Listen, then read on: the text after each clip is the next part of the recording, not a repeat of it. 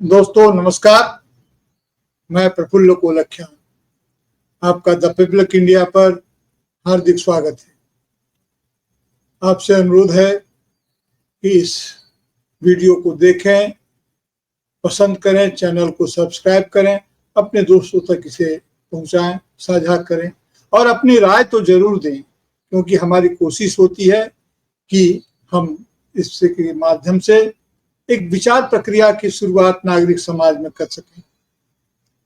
कोई बने बनाए विचार या राय या निष्कर्ष तक पहुंचाना या पहुंचना हमारा लक्ष्य नहीं है। जो निरंतर जारी परिस्थितियां हमारे चारों तरफ है, जो राजकीय और राजनीतिक परिस्थितियां हैं, उस पर गौर करना और उसका ध्यान दिलाना ही हमारा लक्ष्य है। देखिए हो रहा है इन दिनों। पश्चिम बंगाल को लेकर के हम लोग काफी परेशान हैं। पश्चिम बंगाल में जिस तरह से वक्फ संशोधन विधेयक किया, अब तो कानून बन गया, उसके विरोध में जिस प्रकार के आंदोलन और हिंसा की स्थिति उत्पन्न हुई है, यह हम सब के लिए चिंताजनक बात बनी हुई है। देखिए, प्रकृति का आदेश कहिए या विज्ञान की समझ कहिए, नमी और नमक को अलग नहीं किया जा सकता। ये दोनों साथ साथ चलते हैं। मेलजोल की संस्कृति ही असल संस्कृति है और यही सभी संस्कृति का मूल भी है और फल भी है, यानी कि जड़ भी है और फल भी है। कंद मूल हमारे ऋषियों को बहुत प्रिय रहा है, लेकिन यह होता है मेलजोल की संस्कृति से। विभाजनकारी प्रवृत्तियां संस्कृति को तो विनष्ट करती ही हैं, हमारे पूरे जीवन की तमाम संभावनाओं को समाप्त करने की दिशा में ले जाती है। आज पश्चिम बंगाल में हुआ क्या? वक्फ संशोधन विधेयक या कानून बना। आज वह कानून अदालत के विचाराधीन है और हो सकता है अदालत इस पर अपनी राय दे। अदालत की राय तो हमको मान्य होता ही है, मान्य होना ही चाहिए, लेकिन नागरिक को भी इस पर अधिकार है कि वह अपना असंतोष, अपना आक्रोश जाहिर करे। लेकिन जिस तरह से हिंसा भड़क उठी और पूरा पश्चिम बंगाल जो है सो ऐसा लगा कि हिंसाग्रस्त हो गया है, तो यह हम सबकी चिंता का विषय है। हिंसा के लिए नागरिक जीवन में कोई, सिविल लाइफ में कोई स्थान तो होना नहीं चाहिए। लेकिन हमारी मुश्किल यह है कि पिछले दिनों के शासन में हमारी जो स्थिति बनी है, हमें सिविल सिचुएशन में नहीं बल्कि सर्विल सिचुएशन में डाल दिया गया है। यानी कि जो दासोचित व्यवस्था होती है, जो सरकार की जो इच्छा होती है, सरकार में यानी कि जो हमारे प्रधानमंत्री में या भारतीय जनता पार्टी की अपनी राजनीतिक जो उनका दर्शन है या राष्ट्रीय स्वयंसेवक संघ विचारधारा या जिस भावधारा को मानकर चलते हैं, उनमें राजतंत्र के प्रति बड़ा आग्रह होता है। राजा ईश्वर का प्रतिनिधि और आदि आदि का वो करते हैं। तो हमें वे प्रजा में बदल करके आज्ञाकारी प्रजा में बदलने की हरदम कोशिश करते रहते हैं और इसके लिए तमाम तरह के तामझाम होते रहते हैं। किसी भी चीज को समझने के लिए सबसे जो जरूरी बातों में से एक जो जरूरी बात होती है वो यह कि किसी घटना का लाभार्थी कौन है, इससे किसको क्या लाभ मिलेगा और किसको क्या हानि होगी। निश्चित रूप से अगर हम इस पैमाने पर इसको कसने की कोशिश करते हैं तो भारतीय जनता पार्टी एक राजनीतिक लाभ बटोरने के लिए वो तमाम तरह की बातें कर रही है जो लोकतंत्र में नहीं की जानी चाहिए। एक सीमा के बाद लोकतंत्र में इसकी इजाजत नहीं होती है और हमारे संविधान में भी नहीं है। अब मैं आपको दो चार बातों की तरफ आपका ध्यान आकृष्ट करना चाहता हूँ, दो चार बातों की तरफ का ध्यान दिलाना चाहता हूँ। हमारे उत्तर प्रदेश जो बहुत बड़ा राज्य है और देश की बहुत बड़ी आबादी उसमें निवास करती है, उसके जो मुखिया हैं, उसके जो मुख्यमंत्री हैं योगी आदित्यनाथ, वो है तो योगी, लेकिन हर बार इस तरह की बात कह जाते हैं जिससे लगता है कि वे हमारे संकट को कम करने के बजाय और बढ़ाने की दिशा में ले जा रहे हैं। वे समाधान की बजाय उसको और जटिल कर देते हैं और उलझा देते हैं। उनके भड़काऊ भाषण, उनके भड़काऊ बयानों का बहुत गहरा अर्थ समाज पर पड़ता है। यह ठीक है कि उनके भावात्मक बातों को कुछ लोग अनुकरणीय मान लेते हैं, लेकिन ये बातें अपने आप में बहुत ही घातक है। अभी उन्होंने कहा कि जब महाराष्ट्र में अबू आजमी का केस था तब भी उन्होंने कहा, वो बार बार कहते हैं कि उसे उत्तर प्रदेश भेज दिया जाए तो वो इलाज कर देंगे। अभी भी उन्होंने इलाज वगैरह की बात की। उनके पास लाभजनक इलाज का नुस्खा है, पता नहीं इसे रोगी को लाभ होगा कि डॉक्टर को लाभ होगा, लेकिन वो बार बार इस प्रकार की बात बोलते हैं कि लाभजनक ये इलाज के लिए हम यहाँ पर इलाज करवा दें। आखिर वे ऐसा कैसे कर सकते हैं और इसकी अंतर्ध्वनियां क्या है? दिल्ली में अरविंद केजरीवाल जी के नेतृत्व में आम आदमी पार्टी ने तो मोहल्ला क्लिनिक खोला था, नतीजा सबके सामने है। अब ये लगता है लखनऊ में नए तौर तरीके से हो हल्ला क्लिनिक खोल रहे हैं और ये हो हल्ला क्लिनिक से सबका इलाज कर देना चाहते हैं। आगरा में जो हुआ, एक दलित समुदाय से आने वाले सांसद ने संसद में अपनी बात कही, उससे किसी की सहमति हो सकती है, असहमति हो सकती है, तो उसका तो जो पहले भी कह चुका हूं, पीठासीन अधिकारी उसके लिए सक्षम है, लेकिन जिस ढंग से वहां पर किया गया, घेराव किया गया या उन पर उनके सामने या इस मुद्दे को लेकर के जिस प्रकार के हथियार लहराए गए, वहां तो उन्होंने कोई इलाज नहीं किया। मैंने कारगर इलाज उनको वहां करना चाहिए था, तो कैसे कोई यकीन करे कि वो यहाँ का इलाज कर देंगे। पश्चिम बंगाल की परिस्थिति बिल्कुल भिन्न है और खास करके मुर्शिदाबाद में वहां की 75% आबादी मुस्लिम है और 25% में 24% हिंदू हैं और बाकी प्रतिशत जो है तो 1% में लगभग सभी लोग। वहां इस तरह की स्थिति उत्पन्न हो गई। सेना और पुलिस, अर्धसैनिक बल को भी उतारा गया। मुख्यमंत्री यहाँ की लगातार कोशिश कर रहे हैं, जो कर सकती हैं वो कर रही हैं। काफी गिरफ्तारियां भी हुई है। कुछ लोग, जाहिर है कि जब असुरक्षा की स्थिति उत्पन्न होती है तो लोग घर बार छोड़ करके या जिस स्थान पर होते हैं उसको छोड़ करके किसी सुरक्षित स्थान पर जाने की कोशिश करते हैं।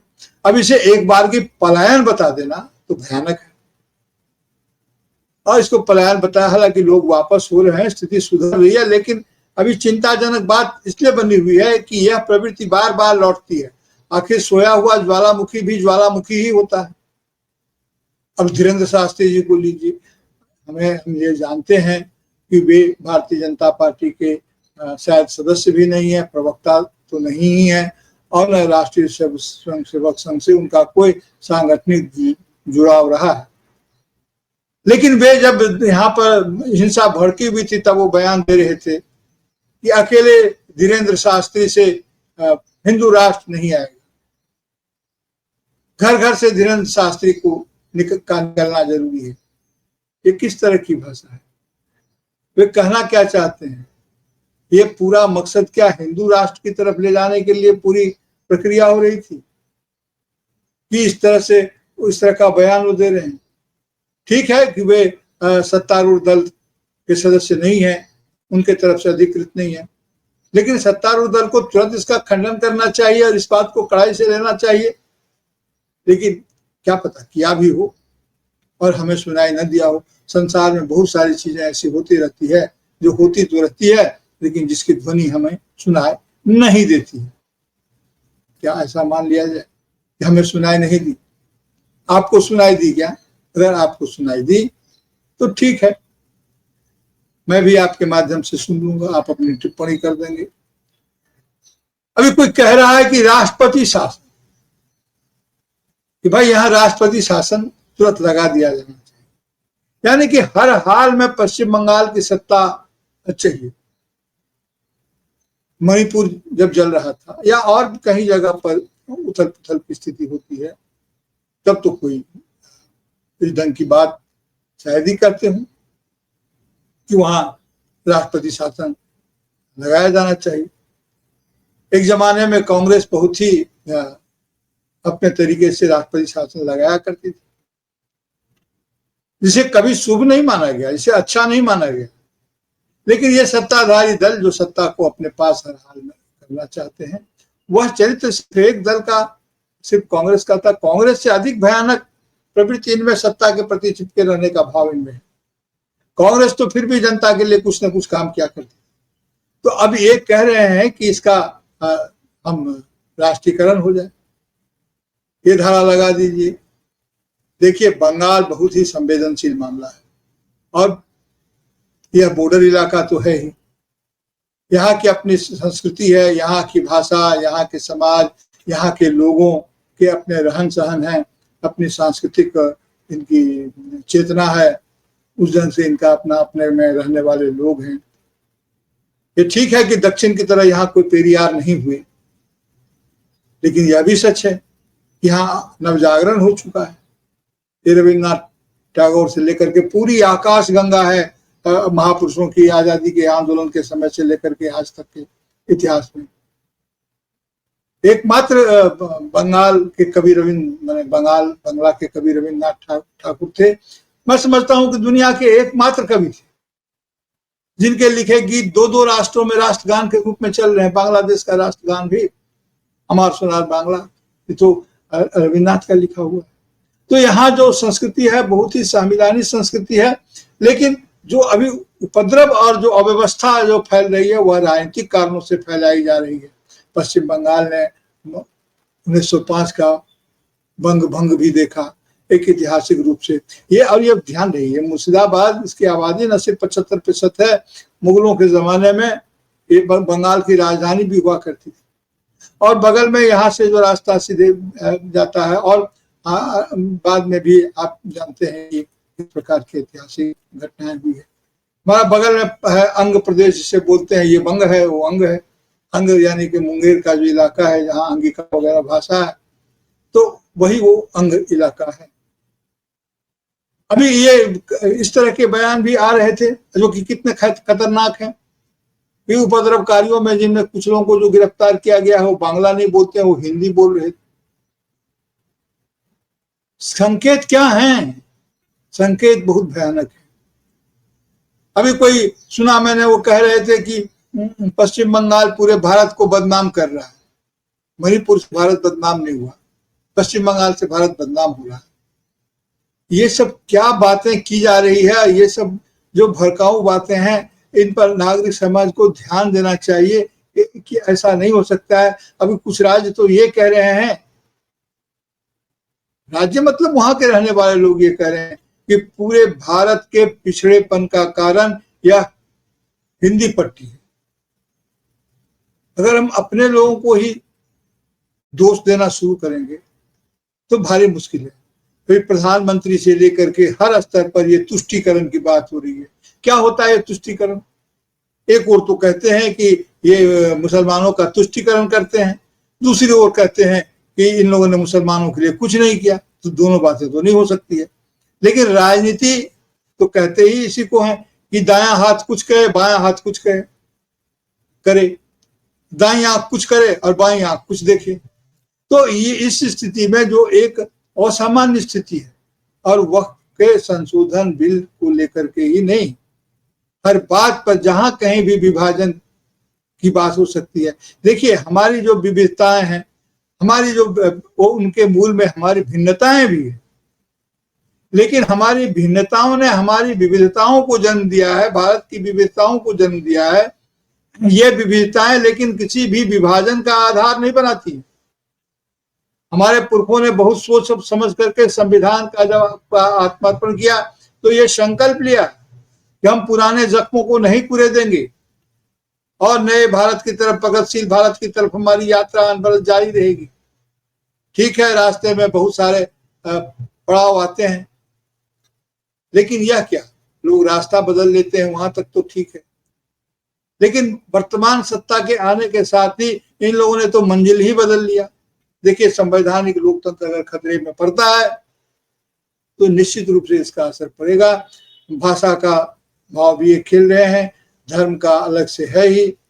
इन तमाम स्थितियों से, और आजकल तो ये किया जा रहा है कि कहीं की घटना का प्रभाव कहीं ले जाया जाए।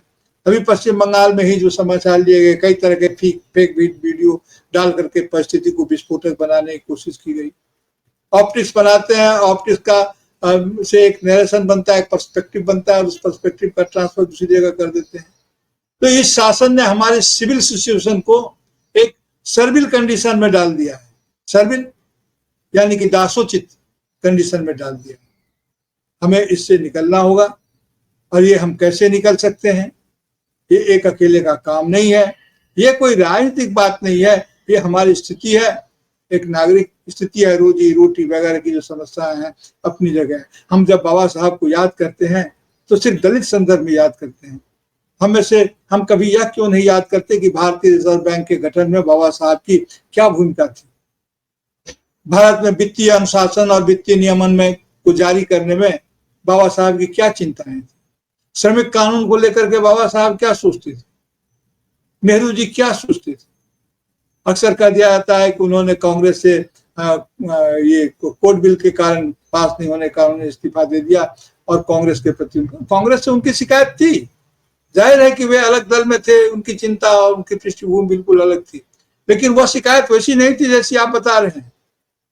कोर्ट बिल तो उनके इस्तीफे का 5वां बिंदु था, लेकिन राजनीतिक रूप से इसका इस्तेमाल अगर किया जाना है और उच्च स्तर से किया जा रहा है, चारों तरफ भ्रम फैलाया जा रहा है। जो ये भ्रमोत्पादन का जो काम करते हैं, भ्रम बनाने का फैलाने का काम करते हैं। सामने बिहार है तो बिहार में चुनाव है, उसको लक्षित करके अगर यह सब किया जा रहा है तो यह बहुत फायदेमंद नहीं है। आप सबों से अनुरोध है कि इन तमाम मुद्दों पर मुद्दे और भी हैं, आप सोचें, विचार करें और इस पर एक चिंतन प्रक्रिया जरूर शुरू करें, सोचने का काम जरूर शुरू करें। आप अपना मत बना सकते हैं, बता सकते हैं, जो देश हित में हो, जो लोक हित में हो, और आप अपनी टिप्पणी से हमें भी जरूर समृद्ध करने की कृपा करें ताकि हम अपने आप को सही कर सकें, दुरुस्त कर सकें। इस वीडियो को देखें, चैनल को सब्सक्राइब करें और दोस्तों तक इसे पहुंचाएं, साझा करें। फिलहाल तो इतना ही। नमस्कार, बहुत बहुत शुक्रिया।